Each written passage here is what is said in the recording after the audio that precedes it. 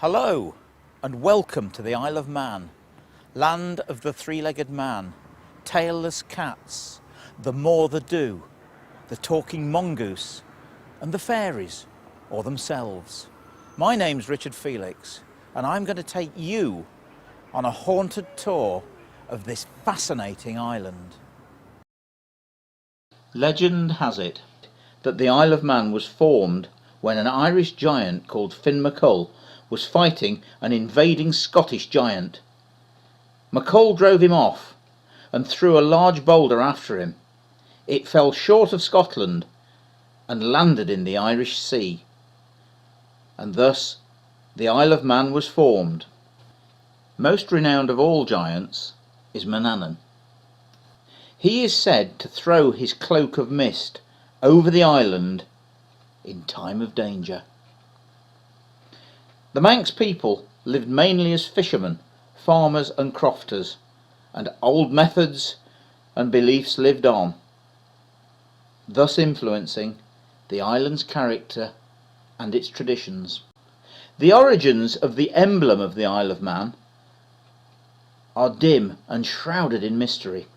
It is believed that a king of Scotland brought it here from Sicily. The meaning of the three-legged man is symbolic to Manxmen, meaning, whichever way you throw me, I will stand. To help me in my quest, I've enlisted the help of the two founder members of the Manx Paranormal Society, Alan Shaw and Barry Quilliam. Gentlemen, you're probably the best two people to actually take me on a ghost tour of the island, because you both do ghost tours. Alan, you've been doing them for a while, I believe. 4 years now in Peel, yeah. Right, and Barry? We just started a new one here in Castletown. And you're also planning on doing a Douglas one, Yeah, I believe. Douglas, yes. But I mean, we've got more than just ghosts, have we not, here on the island? Oh, we've got gruesome murders, Talking mongoose, white ladies. green ladies. Oh my gosh. So we've got an awful lot to go. We've got 3 days of packed with paranormal activity. Yeah. And so come on, tell me where is the best place to start? Probably the best place would be to start here would be at Castle Rush behind us. Really? Well, you know what we need to do, don't you? Drink up. Let's go find some ghosts. Okay.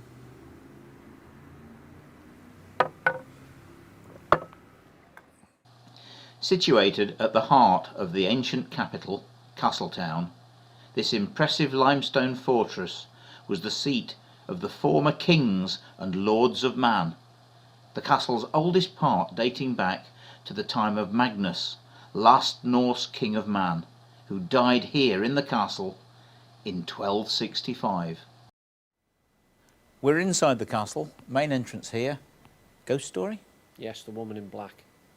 She is often seen on wet, stormy nights.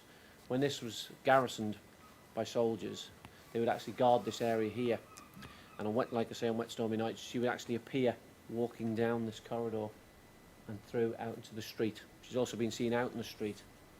But the main one was about 20 years ago, when a member of staff had locked up the castle and was actually coming out here. Now, he thought a member of the public had actually been locked in, and he went to say to her, "Hey love, you want to get out of the wet and the rain," when she disappeared through those doors. The only thing was, the doors were locked. Oh boy, that's a nice start. A nice start to a very haunted castle. Great. Now Barry, we're actually on the highest part of Castle Rushen. It's a bit windy up here, and we can see the whole of the island from up here. But there are ghosts associated with this part of the castle. You've got more than one ghostly lady, haven't you, for a start? Yes, well, of course, we've got the White Lady who haunts Castle Rushen, one of the most famous ghosts of them all. She's often seen down in the dungeon near the entrance area. Yep. We also have the woman in black. She's actually been seen at the top of the castle. And in fact, in the 1960s, three boys brigade were on holiday on a camp on the island, and they were visiting the castle. They came up here and actually seen this woman stood here with like a Victorian dress on, with what they described as dark hands. Now, they actually were so frightened by this that they signed a sworn affidavit and handed it to the curator of the museum. Wow, this was up here, on this spot, this area? On this very spot. And in fact, during the Second World War, this obviously was a medieval outpost and an observation point, was perfect for the home guard. Of course. Now, the story that I was told that they used to put 2 guards up here and looking for Nazi paratroopers, and one of the home guardsmen, left his rifle downstairs, and he would not go downstairs to get his rifle on his own. He was that frightened of the story of the White Lady. Wasn't frightened of the Nazis, but the White Lady was a different matter. Crikey. Now, also, obviously, we can see for a long way. Over there is the area where they used to hang them. Outside the castle, they used to take them in a cart and then sort of string them up. But that area's, well, it's obviously reclaimed land, but there's something else on it now, is there, of some sort? Yeah, it's the timber yard, Galtro's timber yard that's there now, but it was referred to as the lake. And Right. This is where the public hangings would happen outside of Castle Rushen. And of course, to quote the Victorians, they would get a vast concourse of people Yes, that there's- turned up. Sorry. Yes, there is actually a case of a double hanging of 2 lovers that were executed there. 7,000 people came to witness the Wow, execution because that's it was a lot. such a heinous crime at the time. But of course, later they brought them inside, because this was a prison as well, wasn't it? Yes, it was a prison, especially during Victorian times, Yeah. right up to the early 1890s before they were transferred into a brand new purpose-built prison in Douglas, Victoria Road. Barry, we're in the prison chapel. Are there any ghosts or anything around this area? Not in the chapel, but just down below us, there are dark shadows seen What, the floor below? in the floor below. Right, because I mean, I don't know whether you realise this, but in this chapel, the condemned person's service would be preached before an execution. But to humiliate the poor condemned person or people, they had to actually kneel in front of the altar, in front of an upright open coffin. This was the coffin they'd actually made for themselves in the prison the week before their execution. But apparently you have something even better in here. You have a special item that is peculiar, as far as I know, to the Isle of Man, for executions. Yes, the hangman's belt. Right, and why is it different to anybody else's belt? Well, most prisoners, when they're going to be executed, would be pinioned in a way with a single strap or with rope, either in front or behind them. This was actually like a body belt with 2 mitts, basically like a pair of gloves. The belt would be put round them and tied at the front. The prisoner's hand would be put behind him into one glove, then the other glove, and a strap. So they would literally they were like hangman's mittens, basically. Grief. Something probably unique to the Isle of Man. Just a bit, and you've got, well, one here actually preserved in the glass case. That's just correct, behind yes, you. we do. Wow. Well, I can't cope with this any longer. So, would you like to take this ball and chain, please? Certainly. Thank you very much. Okay, Barry, now there's rather a large, heavy door here, leading to somewhere I know not where. Don't like the look of it. What's this then? This is actually the room where the condemned cell was in. Oh, It was the wonderful. dark cell. This room is actually divided into 2. Yep. One room here and another room there. And this was the dark cell. This is where the condemned were kept before their execution. And in fact, the last man to be executed in the Isle of Man, John Couch, on the 1st of August 1872, left the dark cell for the last time with William Calcroft, the hangman. Oh, gosh. Went down these steps into the debtor's yard to walk his final steps to the scaffold. Any Ghosts? Anything happening here? Strange things have happened in this room. The door mysteriously swings open and shuts on its own accord. And this is a heavy door. It could be the wind or anything like that. Remember, these are old original prison heavy doors. Yeah. These things don't open and shut on their own. Crikey. And also, it's now been converted into a theatre. Yeah. The electrics have a tendency of coming on or off. There are some strange goings on in this room. Really? And this staircase here, Yes. this is obviously there's a tunnel or something that leads through to the debtor's yard. Yes, this has now been bricked up. Originally, the steps would go right the way out into the debtor's And yard. this is where they took their final journey, Their final down journey. there, through to an appointment with the hangman. Yes, with William Calcroft. And you can go through and have a look. Can we go and see where the gallows were? Yes, we can. Shall we do that? We will. Go on. But not that way. Not this way. We'll go this way. Go on.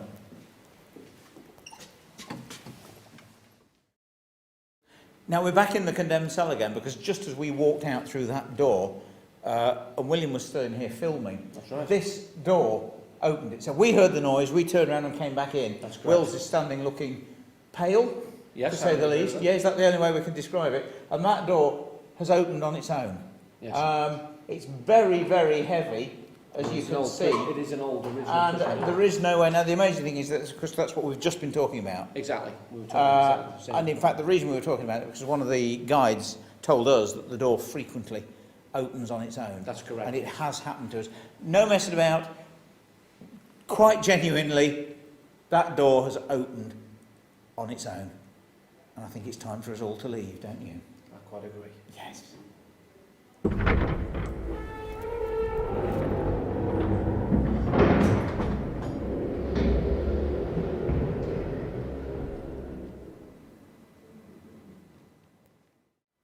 Barry, we've arrived in the debtor's yard. Now, someone died on this spot.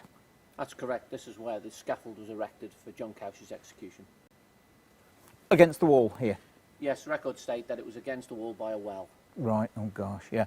But as far as we know, his ghost doesn't haunt here. No, not the word, but don't forget that being a condemned man and an executed man, he was buried within the confines of the castle. So he's as happy as he possibly could be. As Well, as he could yeah, be, yes. but he doesn't haunt the place that we know No, he of. doesn't. No, but you have got hauntings around here. Yes, the most famous ghost of Castle Rushen is, of course, the White Lady.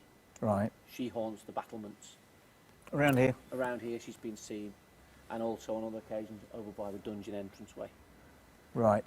And she's been seen down there as well, in the dungeon? Yes, she actually was seen by a member of the staff in the 1960s when she thought it was a member of the public who'd actually been locked in the castle, went over to check on him, she just vanished. So I think we should go and have a look in the dungeons. Let's go. Come on. Right, here we are. Entrance to the dungeons. And is she seen around this area, or? Seen around this area here. That's what Right. it's reported. And of course vanished down there, that very dark area down there. That's right. I don't like dark, but we've got to go and have a look, haven't we? Certainly. Would you like to go first, Barry? Go on, I'll lead the way. Thank you so much. It's very dark, isn't it? It is very dark. Oh boy. Oh, I say. This is what it's all about. This is what haunted castles are all about. Certainly. Dark, dank, dismal dungeons. Yeah. Yes. And it's haunted. And it's haunted the White Lady. Right. And I mean, how many people come down here? I mean, obviously schools, visitors are allowed in here. Oh yes, it's open to the public, Ancestral Heritage Room, this castle. And do visitors claim to have seen things? Or Yeah, we actually have recorded evidence or stories of people who have actually been visiting the castle and have seen the White Lady and also a grey lady that's been seen wandering around the castle as well. Really? Yes. Now, do you think it's a different ghost? I think it is. Because you see, I'm a great believer in this stone tape theory, that some of these ghosts are actually nothing but a recording. And over the years, like replaying a video over and over again, it fades. So in other words, it starts off as probably a lady with a pink dress and a yellow scarf, and after hundreds of years, it then becomes a white lady, and then it fades even more, and then it perhaps becomes a grey lady, until eventually it's faded away, and you just get footsteps or something. It's a recording, perhaps, but I don't know whether that's the situation here or whether it's a real spirit. Nobody knows. But then again, you say that she's searching possibly for a baby. Well, that's the story of the White Lady, is the fact that she was executed for the death of a child. So that is probably a tormented soul, an entity, soul. an intelligence that is still around. But I'll tell you something, this place has atmosphere. It's very atmospheric. Oh, A yeah. fantastic castle. Yeah, I mean, I presume it's, I would say, from what you've told me today, it's the most haunted castle on the island.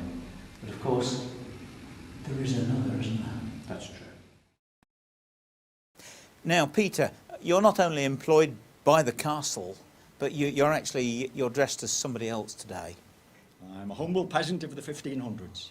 But the thing is that you've actually seen ghosts here, and you've had experiences in this very room. I have quite a few. Can you tell us a little bit about them? Yes. About 5 years ago, I had a group of people in the room. I was explaining about all the things on the table, all the sweetmeats, what the recipes involved. And all of a sudden there was a rattling of chains against the wall, just there. Everybody heard it, not just me. I said to the visitors, excuse me a moment, walked round the table, lifted the hanging away from the wall, expecting to see a chain. There was nothing. At the end of the room, behind the drape there is a door. Went out there, no sound out there whatsoever. The noise was still in the room, but fainter. Then it stopped. When I came back to the table, I said to all the visitors around the table, I'm sorry, it must be our resident ghost. And from the eye contact I've got of some, they thought I got a pedal under the table, pressed the pedal, rattled the chain. It was part of the act. I'm afraid it wasn't. There was no pedal, the noise was there. Went home, wondering about this, whatever it could be.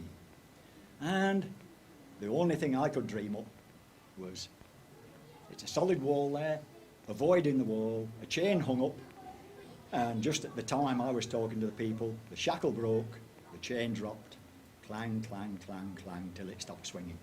Well, Peter, that's amazing. That's fantastic. Wonderful stories. We'll let you get off now because obviously your children are waiting for you. We went on a trek to see if we could find the Dolby spook to a place called Dawlish Cashen, one of the remotest farmhouses in the whole of the British Isles. In 1931, a young girl called Vorry Irving started hearing strange noises, rappings and tappings. She reckoned that there was a mongoose in the cavities between the walls and the oak panelling in the house. Eventually, she said she could even talk to the mongoose, and it used to talk back to her. This story became so famous that the world-famous paranormal investigator Harry Price came over to the Isle of Man to investigate. The story dragged on for nearly 5 years and became one of the most famous poltergeist stories of all time. I think we've reached Dawlish Cashen. I believe well, yes. What do you think, Alan? I think we have. It's certainly looking promising. But we need some stone. There's a well. There's a well somewhere. It's supposed to be a well close to the property. What's this? Stones. More stones. More brick. Oh, look! Uh-huh. There you go. Is that a well or is that a well? That is a well. That's definitely a well.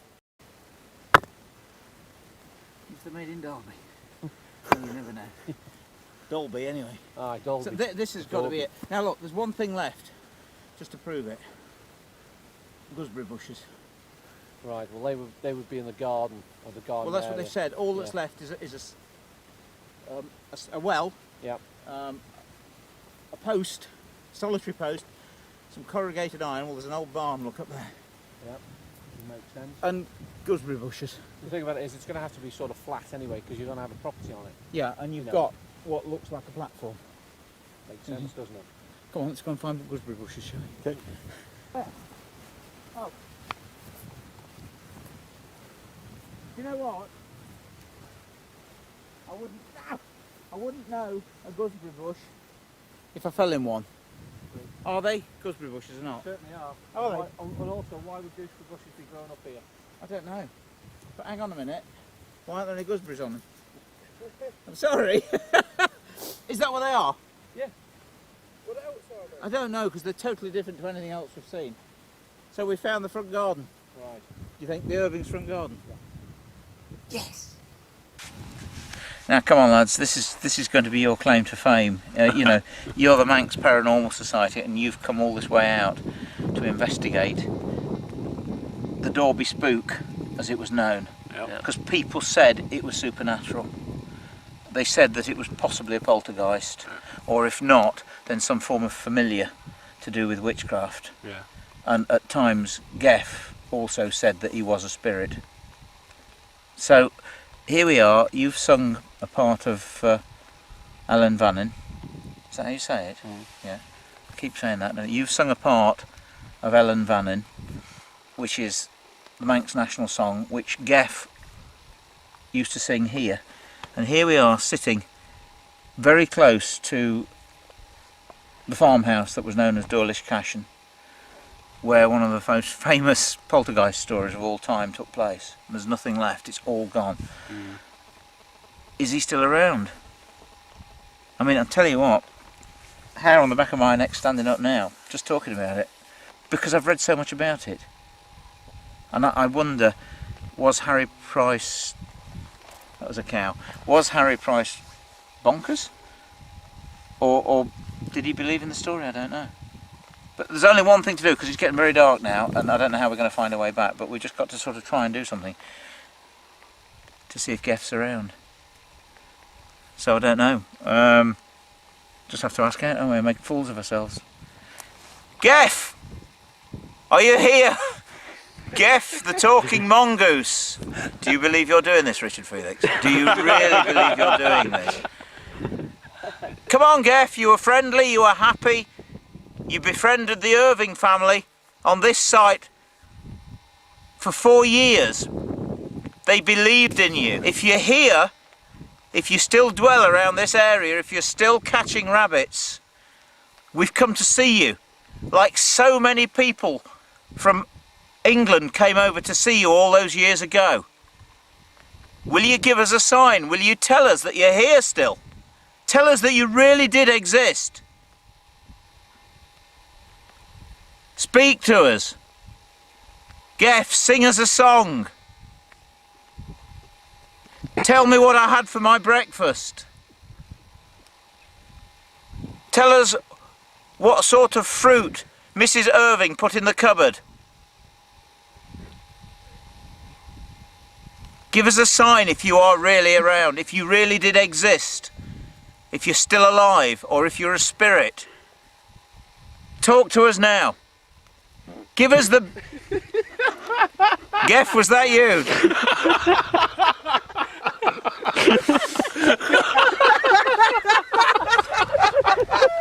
There's another bit for the outtakes, folks. That's your answer. Jeff had beans for breakfast. I gave you a sign. That was not a sign. That was not a sign. The old wind's getting up.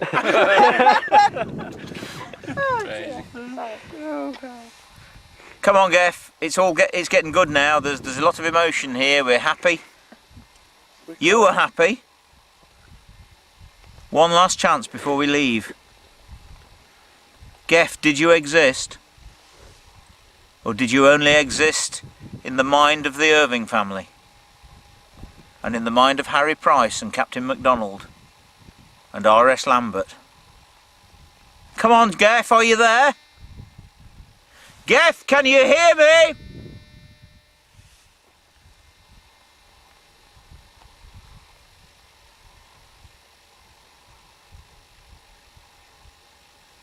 I think the jury's still out, gentlemen, at the moment. Looks like it. Certainly is. Back to civilization. If we can find it. Come on then. Now then, Alan, this is a rather windy, bleak spot. This is St Patrick's Isle. We're overlooking Peel, and this is Peel Castle. Now you feature this, don't you, on your Peel Ghost Walk? Of course. No ghost walk would be the same without it. It's Peel Castle is home to the most famous ghost in Peel, if not the Isle of Man, the More They Do. Not really a ghost, but a supernatural black dog. Research shows we actually have 6 supernatural black dogs here on the island. But Peel's is by far the worst, reported of the size of a Newfoundland dog with blood-red eyes and very long fangs. This story dates back to 1666. Whether 666, the number of the beast, has anything to do with this, we can only hope yes. But this is when the castle was guarded by a garrison of soldiers. Now, the soldiers' last job at night was to lock up the 2 main entrances which lead into the castle. Easy job to do, should have taken no more than 3 minutes by 1 guard. But 3 guards always used to do this. 3, for they feared the More to Do. This dog would materialise at dusk, but it would disappear at dawn. Nobody knew where it came from, nobody knew where it went to, but it always demanded the utmost of respect. If it went into one of the guards' room when the guards were inside, they'd stop talking, stop drinking, stop smoking, or they would just leave the room. If they went outside, the dog was laid across one of the paths. The soldiers actually walk in the mud. This is how much they feared it. Gosh. Anyway, one evening, a local soldier by the name of Dewan Quayle decided he was going to show everybody how brave he was by taking this task upon himself. The others tried to talk him out of it, but he refused. As he picked up the keys, he walked out the guard room door. He closed the door behind him. As I said, it should have taken no more than 3 minutes, but it was over an hour later before they heard his screams of pain coming from the other side of the closed guard room door. Wow. And that was actually down there back guard room. That guard room just there. Shall we go and have a look, see if he's in there now? Definitely. Come on then, down the hill. We're in the guard room. It's a bit spooky, very echoey to say the least, and with us in the middle of the floor is the more the do, or a model of it. Yeah. But this is the actual guard room, yeah. This is the guard room that June left. Right, and he was in here on guard duty with others. Yeah. Left through the door, obviously, Yep. and it was an hour later. Before they heard his screams of pain coming through the other side of the door. But still they refused to open the door, fearing if they did, the dog would come inside and attack them. Another half hour passed before the door finally opened. In walked Dewan. His clothes resembled his flesh, both torn away from his body, and he was covered in blood from head to toe. The other soldiers asked him what had happened. He refused to say a word. They tried to bandage him up. He just pushed them away. They tried to give him food. They tried to give him water. They even tried to give him beer, and he'd have none of it. All he wanted to do was to sit on a wooden stool and stare into the flames of the open fire, which is what he did continuously for 3 days, until suddenly he fell off his stool, he landed on the floor, and he was dead. This is where the legend starts. If to see them all the do, you will die shortly afterwards. And that was actually here. It's in this very in room. this room. My goodness. Now it's strange because there are stories of black dogs with yellow saucer eyes or red staring eyes throughout the British Isles. Black shuck, padfoot, barguests, gitrash, and of course here in the Isle of Man, more the do. They're all harbingers of death. But I mean, where do you think it comes from? This probably dates back from the Viking times, where myths and legends used to rule, and of course, the larger animal, the bigger the saga and the story. Of course, yeah. But a story or a saga that is obviously very famous, and as you already said, one of the most famous ghost stories on the Isle of Man. It has to be. Fantastic. Right, I've actually plucked up the courage, and I'm I'm talking to more the do. But it's very strange because while we've been here at the castle, it's not a particularly windy day. But wherever we've been filming and interviewing, there seems to have been a wind sound at the back of us. And even in here, this is totally enclosed, there's a sound like the wind in here. It's nothing. There is nothing wrong with the sound of the camera or anything else. But for all the time we're here, we get this strange psychic breeze for some reason. What it is, I don't know. We're obviously going to take the footage away and try and analyse it and see what's wrong. But paranormal, I don't know.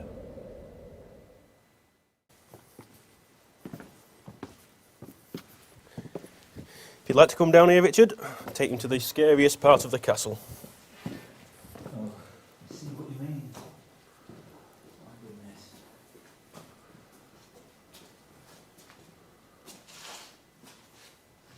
Alan, we're probably in the spookiest part of Peel Castle. I certainly wouldn't like to be down here on my own. What goes on down here? Well, we're in the crypt of the castle now. This is used as a prison up from the 14th to the 18th century. Quite a lot of people were held down here. Yeah. It's where the last two people trial for witchcraft were held down here as well. And this is also where the staff don't like to come down as well. Many times they've been down here, they felt someone stood behind them, or they've seen shadows on the wall. Right. And as far as we know, it isn't actually, haunted by any specific person. The two, I presume it was women that were sentenced for witchcraft. Mostly women, yeah. Yeah. But they weren't executed, were they? No, not executed here. No, and I'm told that that's because of the horrors of what happened in Castletown when they actually burnt one of the witches and I think a child as well. That's right. And so they actually stopped burning witches on the Isle of Man. But I mean, you see, I'm a great believer in this stone tape business where this is sandstone. Yeah. And when you think of the terrors and the traumas of people that must have been incarcerated down here, I think that people see and hear echoes from the past that are actually, for want of a better word, recorded into the fabric of the building, into the stone. And I reckon one day we'll probably find a way of unleashing it in exactly the same way as pressing the replay button of your video player. Yeah. I think they'll be able to unleash all the sounds and the traumas that are recorded in a place like this. Well, if it's going to be anywhere, it's going to be the place, because these walls are some 4, 5, 6 foot thick, and we're surrounded by sandstone. Exactly. And as I say, the amount of terror that must still be encapsulated down here from all those poor people that were, you know, incarcerated here for hundreds of years. It must have been the closest form to hell you could get on the earth, I suppose. I would think so, yeah. Roy, you're the curator of the Lease Peel Life Museum. It's situated in the old courtroom. Down below you've actually got the original cells, the dungeons. But what exactly do you do here? What is it all about? Well, the Lease Museum, Museum of Peel Life, we have many artefacts relating to the maritime history of Peel and articles relating to the Knockalo prison of war camp. Now, during the Second World War, they called them internees. First World War, they're still prisoners of war, even though they were civilians. And they were from all walks of life, whether they were sailors, whether they were bankers, whether they were butchers or bakers. They came from all walks of life. Now, we also have plenty of interest on the bits and pieces we've collected from the police, for instance. Yes, yeah. We have the birch and stool. All sorts of items, in fact, to do with the life of Peel. But you've actually also got, well, a very spooky, a ghostly shoe, yeah? Well, this shoe, yes. A man called Keith Crompton, who was renovating the building which is next door to the Lease Museum, which Right. was the Bishop's house, or the Bishop's residence in Yes, Peel. yes. And this shoe was found bricked up in a chimney place. Yep. Now, these shoes shoes were bricked up in many houses, whether it was a roof space, whether it was a window, whether it was a doorway, whether it was an arch, anywhere that evil or witchcraft could get in. Gotcha. So they put these in. Now, when Keith found the shoe, Yeah. he sent it off to a museum to be carbon dated. Yeah. On the internet, found a museum who did this stuff. So he sent this shoe off, and lo and behold, when he received them, there was a pair of shoes. Now this, You're kidding. I'm not kidding at all. This, so as they say, freaked Keith out. I mean, they are the same. They are a pair, aren't they? They are a pair of shoes. Isn't it? Now, whoever had these kept them for a long, long time because as you Look at the see, holes in look at them. the holes in them. I say, that is quite amazing. So nobody knows how or why, but one went, two came And back. two came back. Wow. Now tell me, is this place haunted? Well, I'm not too sure if it's haunted. I have a security camera which I set from 12 o'clock until 6. Yes.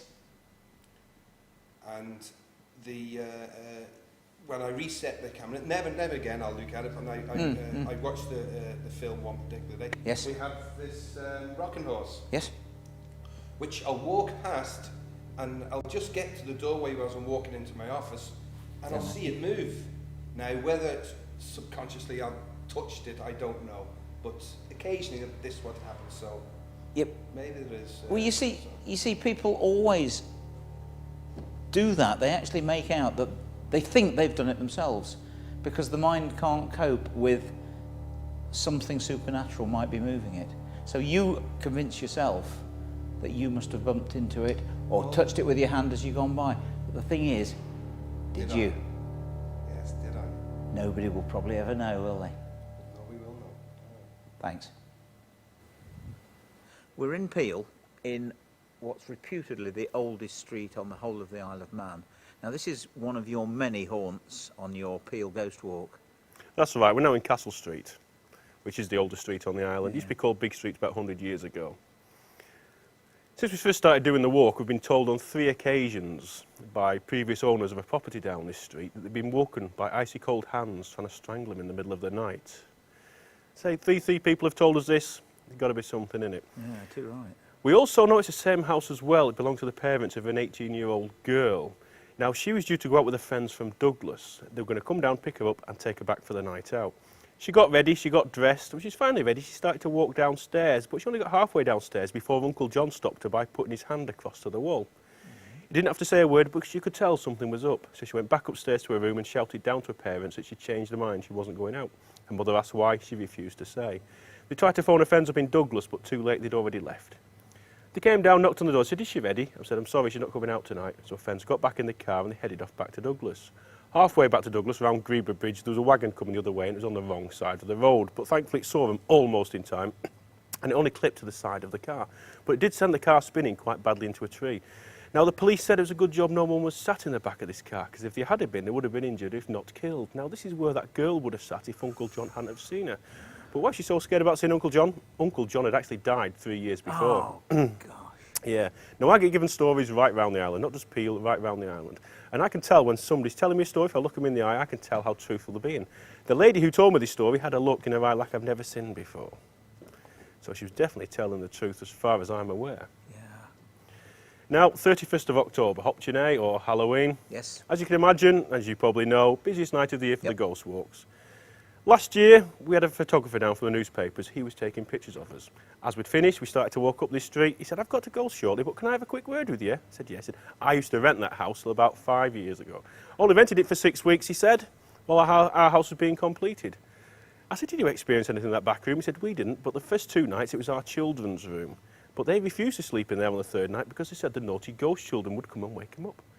He said, "How did the naughty ghost children used to wake your children up?" I said, "I don't know, they're too young at the time to ask you questions like that." So we moved them out of that room. He said, "Anyway, they're 5 years older now. If they're still up when I get back, I'll ask him. If you remember anything, I'll phone you tomorrow." I said, "Oh, thank you."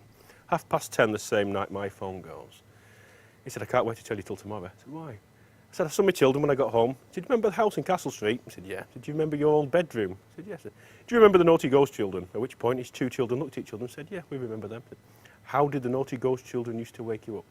He said, "They would come into our room at night and put their icy cold hands under the sheets and they would touch us all over.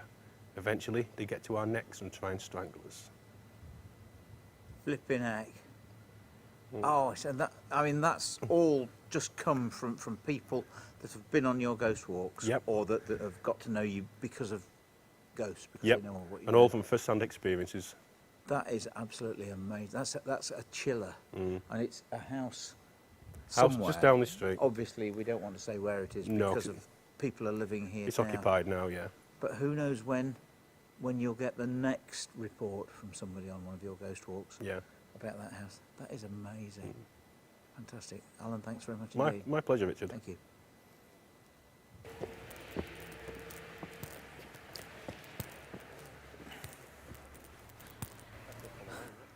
I'm standing on Tinwold Hill.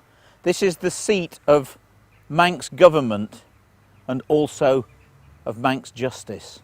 And talking of justice, or rough justice, any witches that were found on the Isle of Man were always taken to the top of that mountain, Slewelian Mountain. In those days, there were no trees up there. It's 1,090 feet high. They were sealed into a barrel, at least 10 spikes driven into the barrel, and then they were rolled the 1,090 feet down to the bottom of the mountain. If they died, they were innocent. If they lived, they were a witch. And they were taken away and either burnt at the stake or hanged. Lesser witches were actually condemned here in the Isle of Man to spend the rest of their days living on that very mountain. I wonder if any of those tormented souls are still on that mountain to this very day.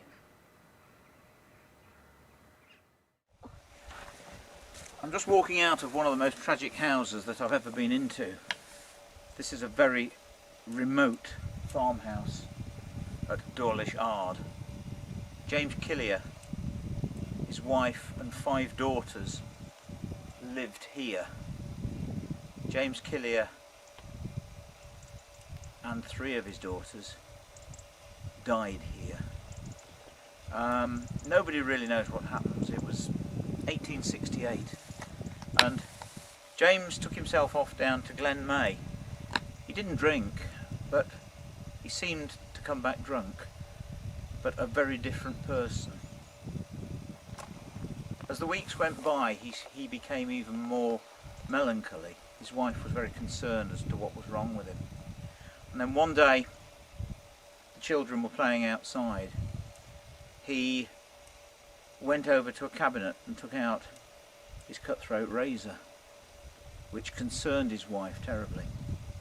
He was in a very, very strange frame of mind, so she sent one of the daughters, Emily, down to fetch her brother.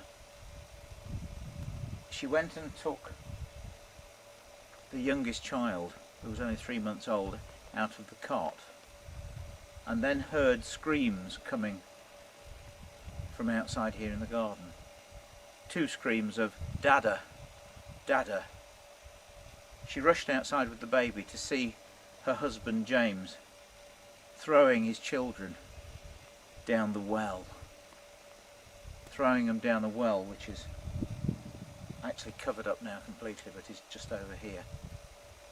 I'll just wander over to the site where 4 people died in 1868. His wife rushed over here with the baby still in her arms to try and stop him. He'd already thrown 2 of the children down the well. He wrestled with his wife, screaming to her that they were all going to go together.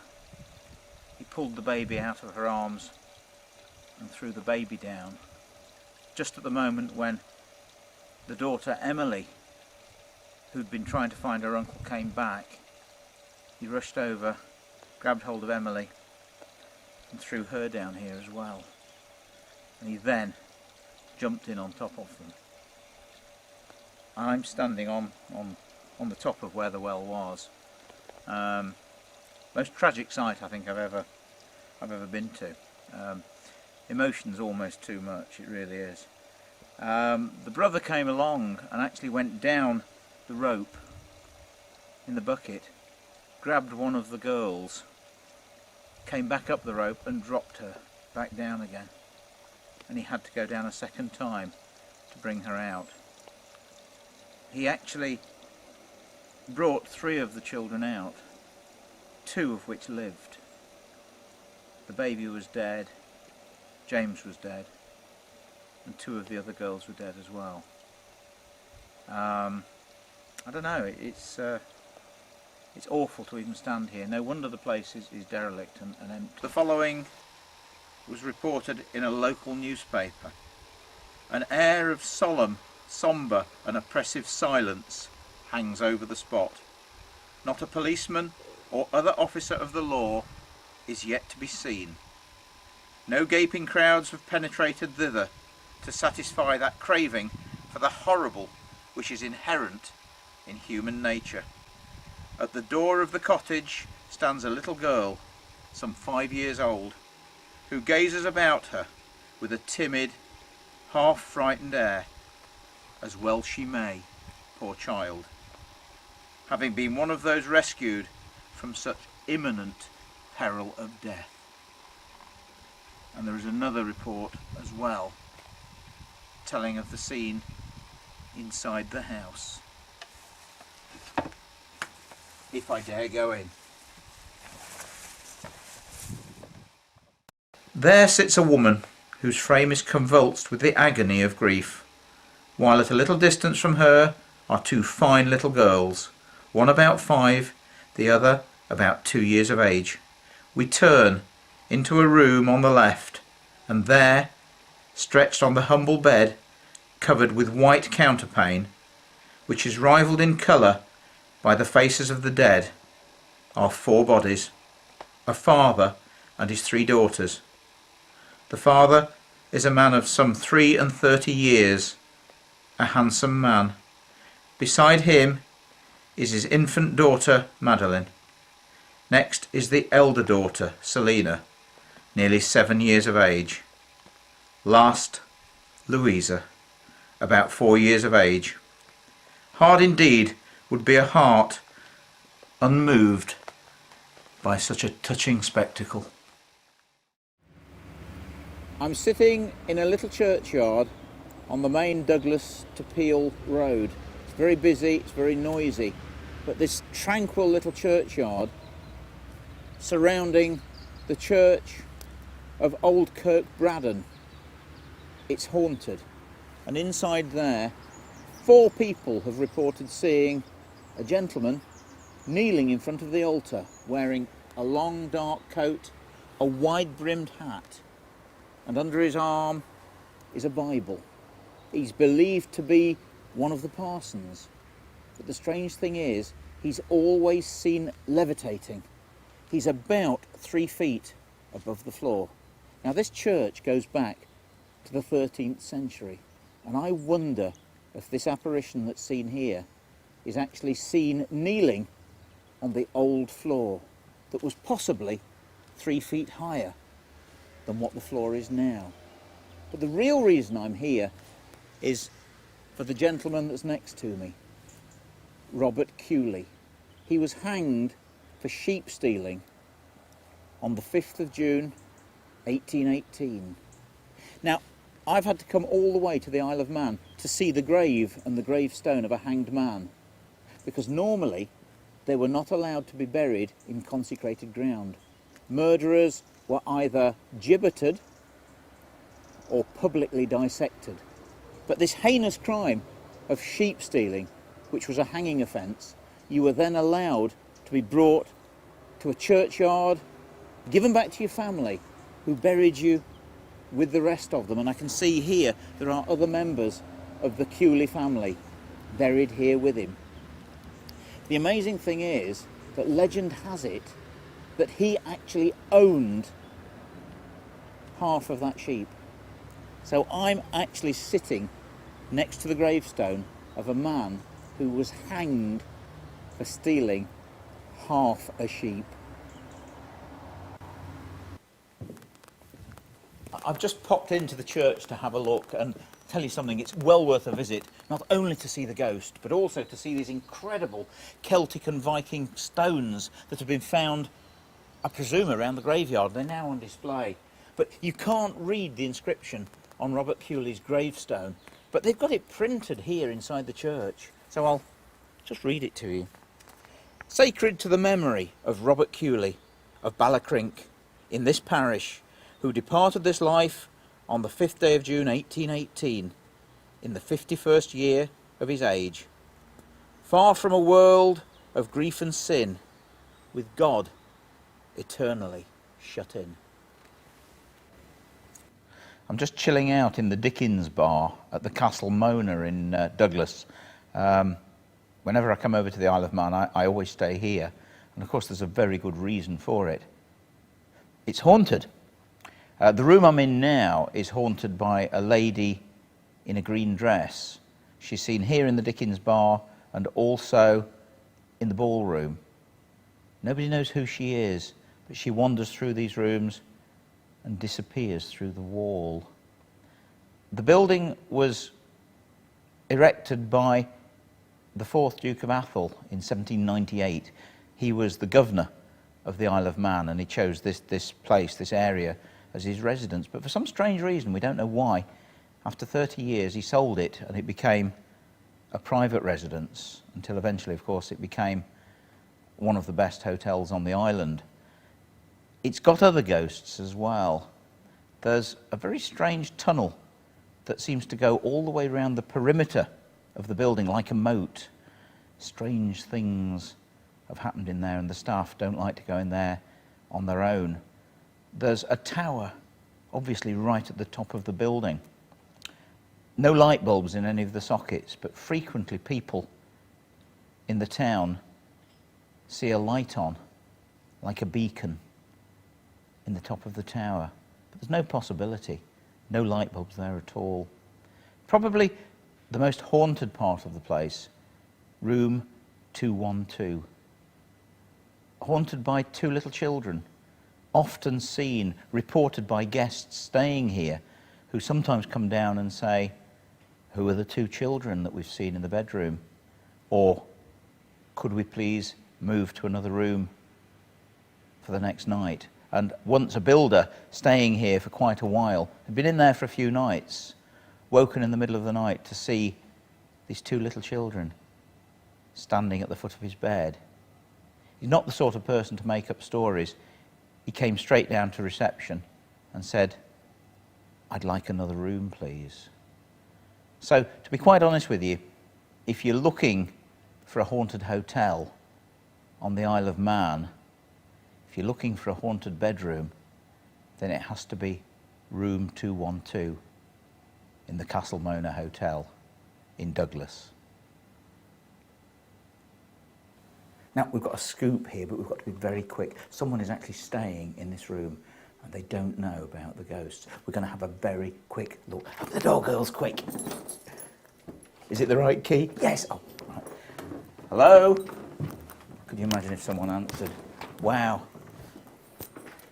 We're actually in the haunted bedroom. No, the haunted bedroom's through here. And if you just come through here very quickly, before anybody comes, that's the room, and that's where the two little girls stand at the foot of the bed. Very cold in here. And yet it's so hot outside. Where do you want the flash lamp to be? Just so we can see. What's around this corner? I think you can get out, but I'm not quite sure. I'm sure one of the guys that used to do the maintenance said there is a tunnel it does lead, but I'm not sure where to. Where the staff quarters was? Is this the tunnel? I'm not sure. If you just carry on walking, I am getting quite brave. If you just carry on walking. Are you coming? It's freezing down here. There's two bodies. One's bricked up and one's I don't know what the other one is. He's scared as well. No, it's just not like down there. It's waterlogged down there. Is it? Is it? Yeah, there's bin bags and water down there. It's We about, had it can get about we had 10 to clean the foot. drains out yesterday. Yeah, that'll be it. But apparently you're not supposed to come in here because they says shut the door. They don't want anybody in here. Because We better get out then, seriously. But that's what they said. No, it was the lady. It wasn't the boss. It was the lady that says get out of there. They don't want me in there. So you wouldn't go in there, girls, on your own? No. No? What is it Yeah, specifically? well, Do you that's get a feeling or just not? Well, we were just told never to just keep that door closed. That's what we were told by the medium lady. She says just keep that door closed. Do not open it because of the evil spirits in there. It's a bit cold, isn't it? But that could be the brick, couldn't it? Yeah, but still. So you're quite brave going in there. But you're brave in numbers. Brave in That's numbers. it, yeah. But definitely not on your own. Quite quick, that, yeah. No. I'm in what I believe to be the jewel in the crown, certainly of Douglas and of the Isle of Man. This is the Gaiety Theatre, one of Frank Matcham's masterpieces. And with me, Mervyn, Neil and Derek. Mervyn, you've actually worked here. You've run the place for the past 40 years. Is there something here? I think a theatre is a very special place, and during the course of its life, its working life, there's a great deal of passion, Yes. which is bent on the stage, both on it and behind it, and sometimes with the staff at the front of it. And this has been going on continuously in this building now for 105 years. Wow. And I think it is a fairly good suggestion that there might be residents here that haven't quite left us. Yeah. And in the 40 years you've been here, things have happened to you? Have you seen anything or sensed anything? Oh, I think everybody that works at the theatre has sensed and seen things during their time here. They happen when you least expect them to happen. Always, yes. Probably in the daytime. Usually in the daytime, and usually during performance as well. They like appearing during performances. But you never actually see anything untoward. It never worries one at all. One accepts them as members of the public. Right. And in your times here, you've seen things, have you? Or Yes, I believe I've seen things. I'm not going to say I have. I believe I've seen things. I can't prove I have, but I believe I've seen things. Yes. Really? Yes. And what about the two of you? I mean, Neil, have anything happened to you here? I've not seen anything, but I've certainly felt something, as if, there is something there. But certainly nothing bad. Oh no, in fact there aren't warm. bad things, to be honest with you. Especially in a place like this. You couldn't Yeah. have anything bad, I don't think. No, it's a very friendly place. Yeah. And I think, whatever is here just loves the place, as we do. Yeah. What about Derek? I mean, anything against No, anywhere? not actually seen anything, but you do get this feeling of comfort and enjoyment. And I think this comes, again, as Mervyn has said, what comes off the stage, because it is their joy of giving, and they are still giving, and they're giving to us and anybody else that wishes to take an interest in the theatre. Yeah. And it's very nice to know that you're welcome. I think it's the lovely part of this job, that you can be here on your own and have no worries whatsoever, because you know that you're being looked after.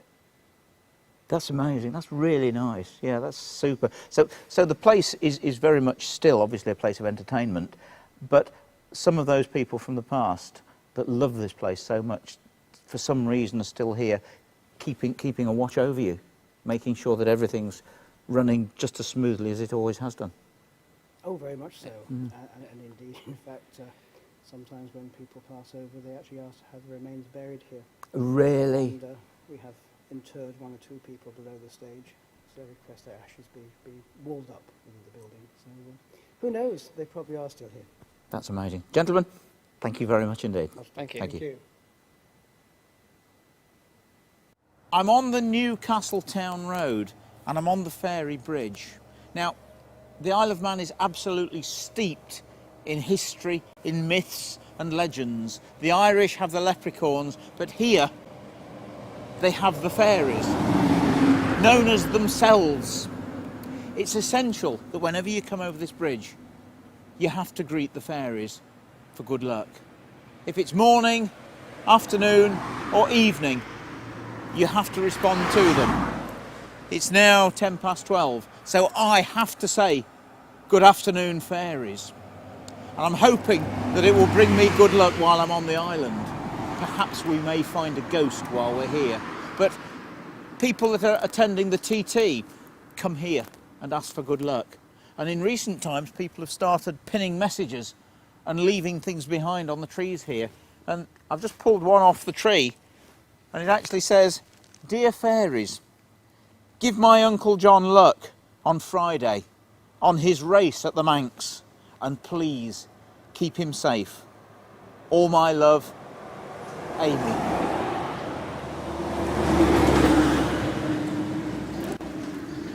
Well, I've arrived back at Ronaldsway Airport, and behind me for the last time, the 3 legs of man. I've had 3 incredible days filming and searching for some of the most marvellous ghost stories that I've ever heard. I just hope that you've enjoyed watching this DVD as much as I've enjoyed making it. I hope it wasn't too scary, and just remember that 8 out of 10 ghost stories can be explained. It's the other 2 you've got to worry about. Do sleep well, don't have nightmares, and as the Manx say, Slen lat.